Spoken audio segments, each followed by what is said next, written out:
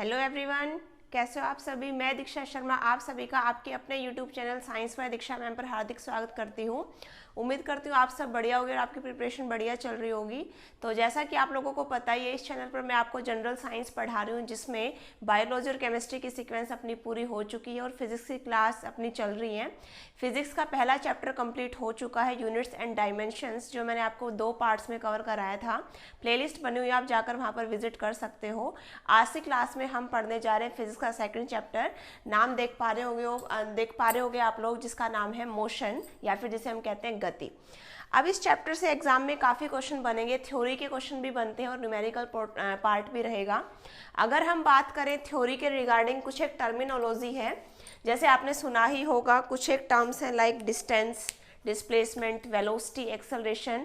ये सब टर्म्स हम डिस्कस करेंगे आज की क्लास में। पहले इनका मैं आपको बेसिक बताऊंगी, देन फिर कुछ एक इक्वेशन है जिन्हें हम कहते हैं इक्वेशन ऑफ मोशन या फिर गति के समीकरण। फिर हम पढ़ेंगे गति के नियम। तो सीक्वेंस में हम चैप्टर को स्टार्ट करेंगे।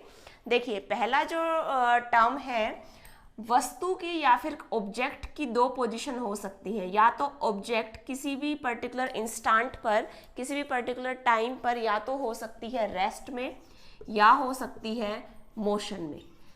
रेस्ट को यदि मैं कहूँ, रेस्ट को कहा जाता है विराम अवस्था और मोशन को कहा जाता है गति अवस्था। आप समझ ही गए होंगे, ज़्यादा इसमें डिटेल में जाने की जरूरत नहीं है, थ्योरी का पार्ट है। जैसे रेस्ट या विराम का मतलब होता है वस्तु रुकी हुई हो।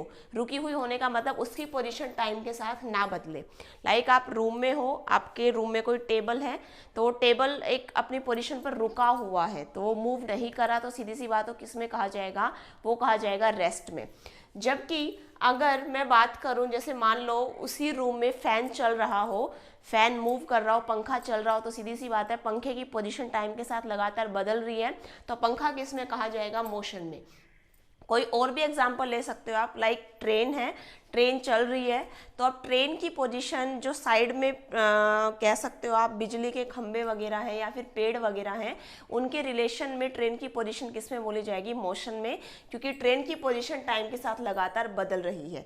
तो ये जो टर्म्स हैं, ये जो दोनों पोजीशन मैंने आपको बताई, ये एक तो रहेगी रेस्ट और एक रहेगी मोशन। रेस्ट में वस्तु की पोजीशन टाइम के साथ लगातार वस्तु की पोजीशन टाइम के साथ चेंज नहीं होगी, जबकि मोशन स्टेट में क्या होगा, वस्तु की पोजीशन टाइम के साथ लगातार बदलती रहेगी। अब देखिए, कुछ एक टर्म्स हैं, जैसे हम बात करें डिस्टेंस, और एक आपने पढ़ा होगा डिस्प्लेसमेंट। मोशन से रिलेटेड कुछ एक टर्म्स पढ़ लेते हैं हम, क्योंकि इनका जिक्र आ जाता है एग्जाम में कई बार, तो पहले आपको टर्म्स क्लियर होनी चाहिए। डिस्टेंस को हम हिंदी में बोलते हैं दूरी, और विस्थापन को बोला जाता है डिस्प्लेसमेंट को बोला जाता है विस्थापन। दूरी का क्या मतलब है, दूरी को हम कैसे डिफाइन कर सकते हैं। जैसे आप सबने सुना ही होगा, 2 बिंदुओं के मध्य दूरी 5 मीटर है, तो उस दूरी का मतलब क्या है एक्चुअल में। दूरी कही जाती है, कोई भी आपने पर्टिकुलर रास्ता चूज किया या पाथ चूज किया, तो उस तय किए गए रास्ते की कुल लंबाई कही जाएगी दूरी, राइट। तय किए गए रास्ते की कुल लंबाई एग्जामिनर पूछ लेता है क्या कहलाता है, तो आपको याद रखना है दूरी। सपोज आपने एक पॉइंट से चलना शुरू किया, आप दूसरे पॉइंट तक पहुंचे, तो आपके साथ मान लो कोई भी इंची टेप वगैरह है, आप उस रास्ते की लंबाई को मापते चलो, तो जितना रास्ते की कुल लंबाई होगी वही आपको क्या दे देगी, दूरी दे देगी। अच्छा, फिर आपको याद रखना है, जो दूरी है उसकी कोई भी दिशा नहीं होती, दूरी के अंदर सिर्फ वैल्यू होती है, परिमाण होता है। अब मैंने आपको लास्ट क्लास में बताया था, जब किसी भी क्वांटिटी के अंदर ओनली वैल्यू हो, परिमाण हो, दिशा ना हो, तो उसको हम बोलते हैं अदिश राशि। ये बात आपको याद रखनी है। दूरी कैसी राशि है, ये एक अदिश राशि है, जिसे हम इंग्लिश में बोल सकते हैं scalar quantity. Distance is a scalar quantity, आपको याद रखना है, पेपर में पूछ लेता है एग्जामिनर कि दूरी कैसी राशि है, सदिश है या अदिश है, तो आपको याद रखना है दूरी एक अदिश राशि है।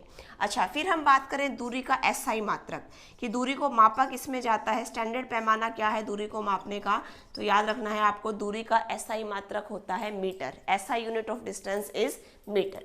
चलिए दूरी से अगला पॉइंट हम यदि डिस्कस करें, दूरी हमेशा आपको याद रखना है पॉजिटिव रहेगी, धनात्मक रहेगी। दूरी का मान ना तो कभी शून्य होगा ना कभी नेगेटिव होगा। Distance will always be positive. आपने सुना ही होगा, जैसे हम बोलते हैं कि ए और बी के मध्य दूरी 5 मीटर है, कभी भी -5 नहीं आती या शून्य नहीं आती। कहने का मतलब दूरी का मान हमेशा क्या रहेगा, धनात्मक रहेगा। अब हम बात करें विस्थापन की। इन दोनों के बीच में डिफरेंस पूछ लेता है एग्जामिनर कि क्वेश्चन कैसे दे देगा आपको कि इन नीचे दिए गए कथनों में से कौन सा अंतर दूरी और विस्थापन के मध्य सही है। तो वो आपको अंतर आप तभी बता पाओगे जब आपको पहले बेसिक पता होगा दोनों के बारे में, देन इनके बीच में डिफरेंस। देखिए विस्थापन की यदि हम बात करें तो विस्थापन कुछ नहीं है, ये एक तरीके की दूरी ही होती है, बस साथ में क्या लग जाती है, दिशा लग जाती है। कहने का मतलब किसी निश्चित दिशा में तय की गई दूरी क्या कहलाती है, आपको याद रखना है, वो कहलाती है विस्थापन। Distance travelled in a certain direction is called displacement. या फिर हम विस्थापन को एक दूसरी सेंस में कह सकते हैं, दो बिंदुओं के मध्य न्यूनतम दूरी। आपने कोई भी दो बिंदु लिए, उनके बीच में जो भी शॉर्टकट डिस्टेंस होगी, जो भी न्यूनतम दूरी होगी, वो कही जाती है विस्थापन। दूरी एक तरीके का क्या है, तय किए गए रास्ते की कुल लंबाई, जबकि विस्थापन क्या है, उन दो बिंदुओं के मध्य न्यूनतम दूरी। विस्थापन को जो शॉर्टकट से मतलब है, उसको मतलब नहीं है कि आपने कहाँ से चलना शुरू किया, आप घूम फिर के कहाँ तक पहुँच गए। उसको जो शॉर्टकट से मतलब है, जैसे मैं आपको एक एग्जाम्पल से क्लियर कर देती हूँ। सपोज आपने ए पॉइंट से चलना शुरू किया, आप पहुँचे बी पॉइंट पर जिसकी डिस्टेंस थी सपोज 3 मीटर। फिर आप B से पहुंचे C पर जिसकी डिस्टेंस थी 4 मीटर। तो आपसे कहा जाए कि उस व्यक्ति ने A से लेकर C तक कितनी दूरी तय की, तो दूरी सीधी सी बात हम क्या बताएंगे, तय किए गए रास्ते की कुल लंबाई। पहले दूरी 3 मीटर, फिर दूरी 4 मीटर, 3 + 4 कितनी आ जाएगी, 7 मीटर। जिस जिस रास्ते पर वो गया वो आप जोड़ते जाओ, ऐड करते जाओ, लंबाई वो हो जाएगी कितनी, 3 मीटर + 4 मीटर, 7 मीटर। विस्थापन की यदि इस केस में बात की जाए कि ए और सी के मध्य विस्थापन क्या होगा, तो आपको मैंने अभी कहा था विस्थापन को मतलब है शॉर्टकट से, कि आप चलने कहाँ से, ए से चले और पहुंचना कहाँ पर है, सी पर। तो शॉर्टकट क्या होगा, ए सी होगा। तो ए सी यहाँ पर जो वैल्यू निकल कर आएगी वो हमें क्या देगी, वो हमें डिस्प्लेसमेंट की या विस्थापन की वैल्यू देगी। अब ए सी यहाँ पर क्या होगा, आप समझ ही पा रहे होगे, ये एक राइट एंगल ट्रायंगल है, समकोण त्रिभुज है, तो यहाँ पर आप पाइथागोरस थ्योरम लगा सकते हैं। तो AC क्या होगा, AC होगा AB का स्क्वायर प्लस BC का square under the root, AB का स्क्वायर 3 का स्क्वायर प्लस 4 का स्क्वायर अंडर द रूट 9 + 16, ये आ जाएगा 25, 25 का रूट 5। कहने का मतलब विस्थापन इसमें कितना आएगा, 5 आएगा। तो इस एग्जाम्पल में दूरी आई 7 मीटर जबकि विस्थापन आया 5 मीटर। कहने का मतलब विस्थापन दूरी से छोटा हो सकता है। विस्थापन आपको याद रखना है, या तो दूरी के बराबर होगा या दूरी से छोटा होगा, लेकिन कभी भी दूरी से बड़ा नहीं होगा, क्योंकि विस्थापन सीधी सी बात है क्या है, एक शॉर्टकट डिस्टेंस है। चलिए अगली यदि हम बात करें विस्थापन का, कई बार फॉर्मूला पूछ लेता है एग्जामिनर। विस्थापन का फॉर्मूला क्या होगा, अंतिम स्थिति माइनस प्रारंभिक स्थिति। ये हम कई बार डिफाइन कर देते हैं फॉर्मूले वाइज डिस्प्लेसमेंट को। इंग्लिश में यदि मैं कहूँ, displacement is equal to final position minus initial position, और हिंदी में विस्थापन इज इक्वल टू अंतिम स्थिति माइनस प्रारंभिक स्थिति। अच्छा, ये मैंने चीज़ आपको किस लिए बताई है, ये चीज़ आपको एक हेल्प करेगी इस पॉइंट को समझने में। याद रखना है आपको, विस्थापन का मान धनात्मक तो हो ही सकता है, मैंने एक आपको एग्जाम्पल यहाँ पर बता दिया, जैसा कि इस एग्जाम्पल में 5 मीटर आया था। डिस्प्लेसमेंट की वैल्यू पॉजिटिव तो हो ही सकती है, डिस्प्लेसमेंट की वैल्यू 0 भी हो सकती है, 0 या फिर जिसे हम कह सकते हैं 0। कैसे हो सकती है, अगर इसी एग्जाम्पल में मैं कहूँ व्यक्ति ने ए से चलना शुरू किया और वो बी रास्ते पर, बी पॉइंट पर पहुंचा, फिर सी पर पहुंचा और वापस ए पर ही आ गया, तो इस केस में विस्थापन की वैल्यू कितनी होगी, 0 होगी, क्योंकि विस्थापन का फॉर्मूला अभी हमने पढ़ा अंतिम स्थिति माइनस प्रारंभिक स्थिति। तो ए से चलकर वापस ए पर ही आ जाए तो कहने का मतलब उसकी अंतिम स्थिति भी वही है और प्रारंभिक स्थिति भी वही है, तो दोनों का गैप कितना होगा, 0। तो कहने का मतलब विस्थापन का मान 0 हो सकता है। फिर आपको याद रखना है विस्थापन की वैल्यू नेगेटिव भी हो सकती है, ऋणात्मक भी हो सकती है। ये एक मेजर डिफरेंस है डिस्टेंस और डिस्प्लेसमेंट में। देखिए विस्थापन का मान नेगेटिव कैसे हो सकता है वो मैं आपको एक चीज़ बताती हूँ। विस्थापन एक सदिश राशि है। सदिश राशि का मतलब विस्थापन के अंदर डायरेक्शन भी होगी, वैल्यू के साथ साथ डायरेक्शन भी होगी। तो अब आपको जब AC विस्थापन बताना है तो यहाँ पर आप एक डायरेक्शन के लिए एरो लगाओगे इसके ऊपर। एरो लगाने का मतलब यहाँ पर ये बता रहा है कि A तो है शुरुआती पॉइंट और C है फाइनल पॉइंट। तो AC का मतलब है आपने A से चलना शुरू किया और आप पहुँच C पर गए। जबकि इसी चीज़ को यदि मैं CA लिखना चाह रही हूँ तो इसका मतलब अपनी डायरेक्शन अब उल्टी हो चुकी है, रिवर्स हो चुकी है। C अपना स्टार्टिंग पॉइंट बन चुका है जबकि A फाइनल पॉइंट बन चुका है। तो यदि AC 5 है तो CA, सीधी सी बात है, डायरेक्शन उल्टी होगी तो CA कितना होगा, -5। तो कहने का मतलब विस्थापन, कहने का मतलब आपको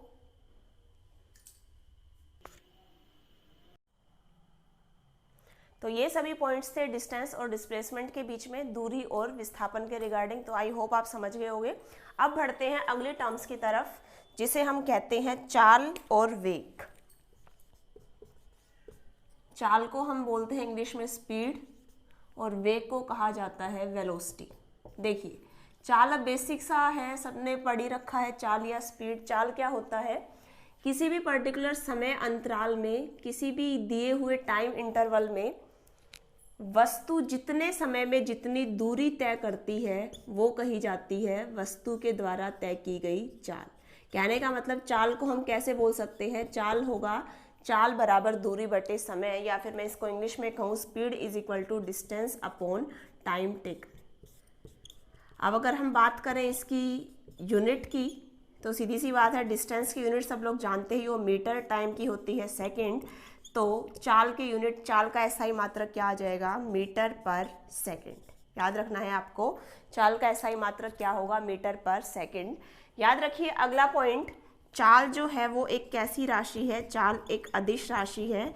इंग्लिश में यदि मैं कहूँ चाल एक स्केलर क्वांटिटी है। कहने का मतलब इसके अंदर सिर्फ एक वैल्यू होगी, सिर्फ एक परिमाण होगा, दिशा नहीं होगी। ये बात आपको याद रखनी है चाल के रिगार्डिंग। चलिए अब बात करते हैं हम वेग की। वेग को क्या कहा जाता है, वेग को हम कहते हैं, जैसे एक विस्थापन हमने पीछे पढ़ा था कि दूरी के साथ जब दिशा लग जाए तो वो बन जाता है विस्थापन। ऐसे ही वेग क्या होगा, जब चाल के साथ दिशा लग जाए तो वो वेग बन जाता है। कहने का मतलब किसी निश्चित दिशा में तय की गई चाल, बस एक दिशा टर्म लग जाएगी यहाँ पर तो वो बन जाएगा वेग। किसी निश्चित दिशा में तय की गई चाल आपको याद रखना है वेग कहलाता है। Speed in a certain direction is called velocity. Unit क्या होगी इसकी, सीधी सी बात है, ये भी एक तरीके की चाल ही है। तो यूनिट क्या होगी, वही होगी जो हमने पढ़ी चाल की। कहने का मतलब वेग और चाल में ये कॉमन पॉइंट है, इनका SI मात्रक सेम है। कितना याद रखना है आपको, मीटर पर सेकेंड। अब सीधी सी बात है अगला पॉइंट, यदि हम बात करें अदिश राशि है या सदिश राशि है तो वो आप देख पा रहे होगे जब दिशा लग गई तो दिशा लगते ही वो क्वांटिटी क्या बन जाएगी, वेक्टर क्वांटिटी। कहने का मतलब सदिश राशि। वेग एक सदिश राशि है जबकि चाल आपको याद रखना है कैसी राशि थी, एक अदिश राशि थी। सदिश राशि को हम कहेंगे इंग्लिश में वेक्टर क्वांटिटी। तो ये दोनों पॉइंट आपको याद रखने हैं चाल और वेग के रिगार्डिंग। चलिए अब हम बात करते हैं नेक्स्ट टर्म की।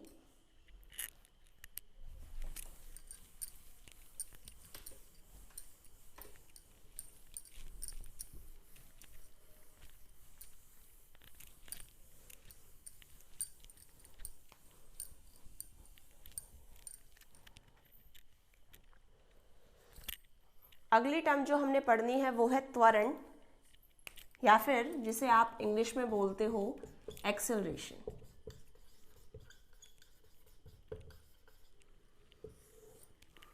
देखिए त्वरण क्या होता है, त्वरण को हम बोलते हैं वेग परिवर्तन की दर,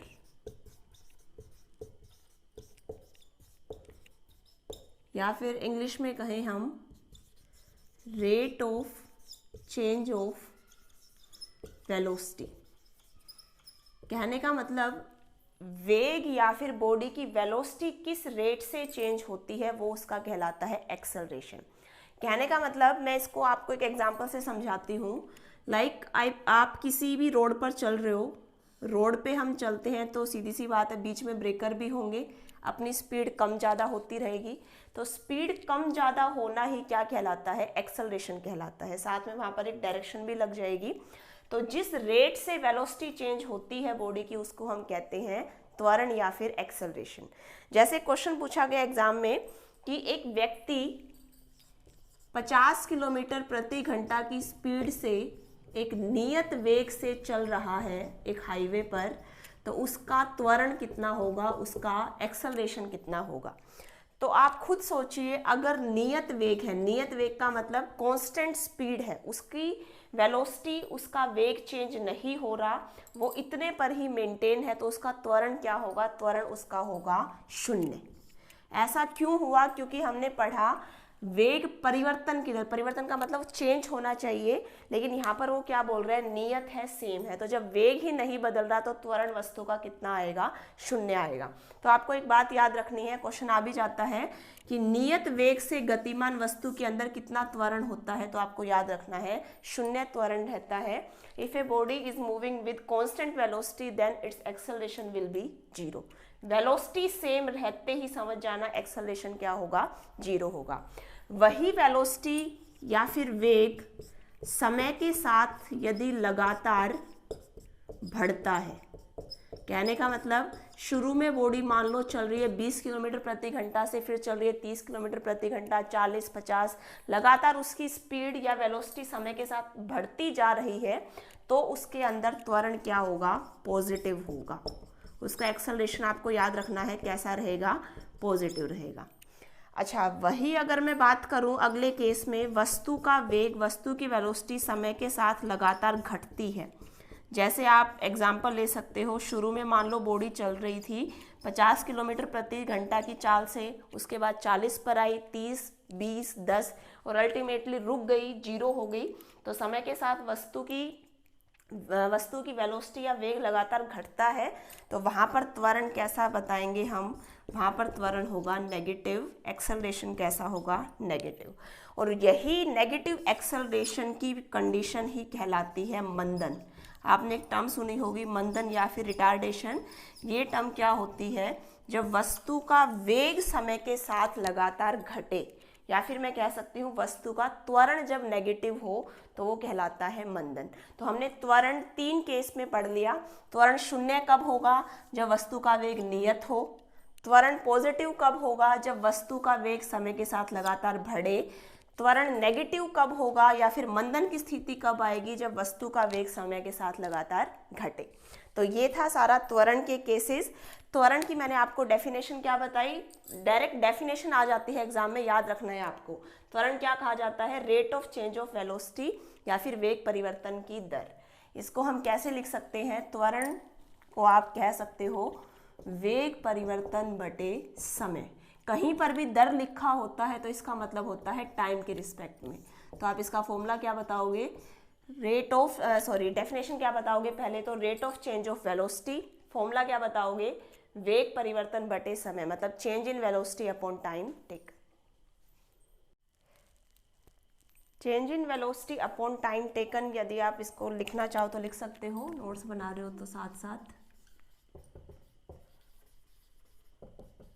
फॉर्मूला आ जाता है कई बार कि त्वरण क्या होता है, तो मैंने आपको बता दिया है, डेफिनेशन भी फॉर्मूला भी।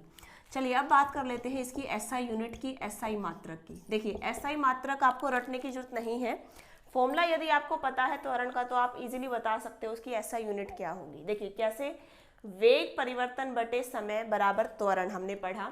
तो वेग की यूनिट, परिवर्तन को छोड़ो एक बार, वेग की यूनिट हमें पता है क्या होती है, वेग की होती है मीटर पर सेकेंड। समय या टाइम सबको पता है होता है सेकंड में, तो इसको हम कैसे बोल देंगे, मीटर पर सेकंड स्क्वायर। ये होती है एसआई यूनिट किसकी, त्वरण की। तो विस्थापन की एक बार रिकॉल करा देती हूँ मैं आपको। विस्थापन या डिस्प्लेसमेंट की एसआई यूनिट हमने पढ़ी मीटर, वेग या वेलोसिटी की एसआई यूनिट हमने पढ़ी मीटर पर सेकंड, जबकि त्वरण या एक्सेलरेशन की हमने एसआई यूनिट पढ़ी मीटर पर सेकंड स्क्वायर। इनको साथ साथ आप पढ़ते चलना, नोट्स बनाते चलना, तभी आपको एग्जाम तक याद रहेंगे। तो उम्मीद करती हूँ आपको ये तीनों टर्म समझ आ गई होंगी, विस्थापन, वेग और त्वरण।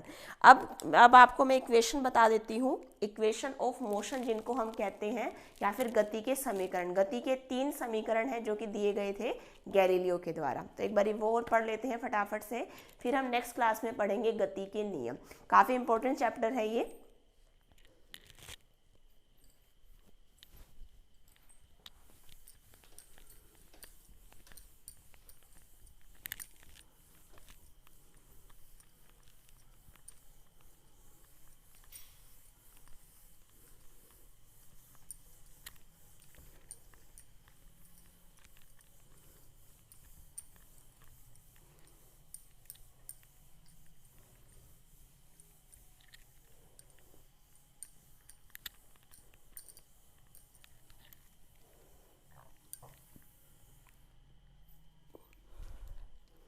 चलिए अब हम बात करते हैं गति के समीकरण की, या फिर जिसको आप इंग्लिश में बोलते हो इक्वेशन ऑफ मोशन। कई बार एग्जामिनर पूछ लेता है सीधा कि गति के कितने समीकरण दिए गए हैं, तो वो दिए गए हैं 3 इक्वेशन ऑफ मोशन है अपने पास। कौन कौन सी हैं देखते हैं। देखिए जो पहला गति का समीकरण है वो क्या कहता है। समीकरण पर जाने से पहले मैं आपको कुछ सिंबल्स बता देती हूँ। स्टैंडर्ड सिंबल है फिजिक्स के अंदर अभी तक जो हमने टर्म पढ़ी उनके, जैसे विस्थापन। विस्थापन को हम डिनोट करेंगे एस से, ये स्टैंडर्ड सिंबल है। वेग या वेलोसिटी को हम डिनोट करेंगे, आपको याद रखना है किससे, स्मॉल वी से। वेग 2 टाइप का होगा, एक प्रारंभिक वेग होगा, एक अंतिम वेग होगा। प्रारंभिक या फिर जिसको आप कहोगे इनिशियल वेलोसिटी, उसको हम डिनोट करेंगे स्मॉल यू से, जबकि जो अंतिम वेग है, फाइनल वेलोसिटी है, उसको हम डिनोट करेंगे किससे, वी से। उसके बाद है त्वरण या फिर जिसको हम बोलते हैं एक्सेलरेशन। त्वरण या एक्सेलरेशन को डिनोट किया जाता है फिजिक्स के अंदर किससे, आपको याद रखना है स्मॉल ए से। उसके बाद है टाइम या फिर समय, ये तो हम सब जानते हैं, इसको डिनोट करेंगे हम किससे, इसको करेंगे हम स्मॉल टी से। तो ये कुछ एक सिंबल्स हैं। कौन कौन से, विस्थापन या डिस्प्लेसमेंट एस, प्रारंभिक वेग initial velocity you, final velocity अंतिम वेग वी, त्वरण एक्सेलरेशन ए, टाइम या फिर समय जिसको आप कहते हो वो है टी। देखिए अब पहला गति का समीकरण क्या कहता है, v is equal to u plus a t. ये आपको डायरेक्ट याद रखने हैं। एग्जामिनर आपसे डायरेक्ट पूछता है कि इनमें से गति का पहला समीकरण कौन सा है, तो वो आपको याद रखना है v is equal to u plus a t है। दूसरा समीकरण है s is equal to u t plus half a t square, जबकि तीसरा समीकरण, तीसरी इक्वेशन है v square minus u square is equal to twice of a s. ये आपको तीनों याद रखने हैं। उसके बाद जैसे एनटीपीसी में, रेलवे एनटीपीसी में पूछा गया था कि ये गति के समीकरण किस किस के बीच में रिलेशन बताते हैं, तो देखो कैसे याद रखोगे आप।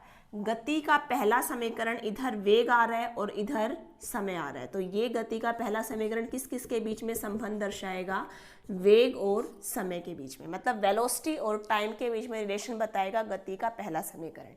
ऐसे ही गति का दूसरा समीकरण यदि मैं कहूँ तो देखिए लेफ्ट साइड में एस आ रहा है, एस को हमने, एस किसको डिनोट करता है, विस्थापन को, डिस्प्लेसमेंट को, और इधर दोनों टर्म्स में आ रहा है कॉमन टी, टी मतलब टाइम। तो विस्थापन और समय के बीच में रिलेशन बताएगा कौन सा, गति का दूसरा समीकरण। इंग्लिश में यदि मैं कहूँ डिस्प्लेसमेंट और टाइम के बीच में। उसके बाद है तीसरा समीकरण v square minus u square is equal to twice of a s. तो आप खुद सोचो, इसमें कहीं पर भी टी नहीं है, टाइम नहीं है, क्या है, इस साइड तो है वेग, ये अंतिम वेग, ये प्रारंभिक वेग, और इस साइड है विस्थापन। तो ये किस किस के बीच में बताएगा, वेग और विस्थापन के बीच में, या फिर इंग्लिश में आप कहो वेलोसिटी और डिस्प्लेसमेंट के बीच में। तो ये थे गति के 3 समीकरण। पूछे एग्जामिनर किसके द्वारा दिए गए, तो ये दिए गए थे गैलीलियो के द्वारा। वैज्ञानिक का नाम पूछे आपसे तो याद रखना है गैलीलियो के द्वारा। गति के 3 समीकरण बता दिए, किस किस के बीच में रिलेशन बताता है ये बता दिए। तो उम्मीद करती हूँ ये जितना भी कंटेंट मैंने आज आपको पढ़ा है, जिसमें हमने बेसिक टर्मिनोलॉजी पढ़ी, बेसिक सारी एसआई यूनिट्स वगैरह पढ़ी, और ये आखिरी में गति के 3 समीकरण पढ़े, उम्मीद करती हूँ आपको समझ आ गया होगा। नेक्स्ट क्लास में हम कंटिन्यू करेंगे गति के नियम के साथ। तो अच्छा, एक चीज़ और मैं बता देती हूँ आपको, ये जो टेलीग्राम चैनल है मेरा, आप सब जानते ही होंगे, साइंस बाय दीक्षा मैम 22 के नाम से टेलीग्राम चैनल है। यहाँ पर मैं आपको अल्टरनेट डेज पे क्विज़ प्रोवाइड करती रहती हूँ साइंस की, जो कि अभी आपके अपकमिंग एग्जाम जितने भी हैं, चाहे वो एसएससी के रिगार्डिंग हो, एचएसएससी के रिगार्डिंग हो, उन सभी के लिए काफ़ी बेनिफिशियल रहेंगे। तो ज़्यादा से ज़्यादा इस वीडियो को अगर आपको पसंद आई है तो वीडियो को लाइक करना, चैनल पर नए हैं तो चैनल को सब्सक्राइब करना। Thanks for all of you for watching the video.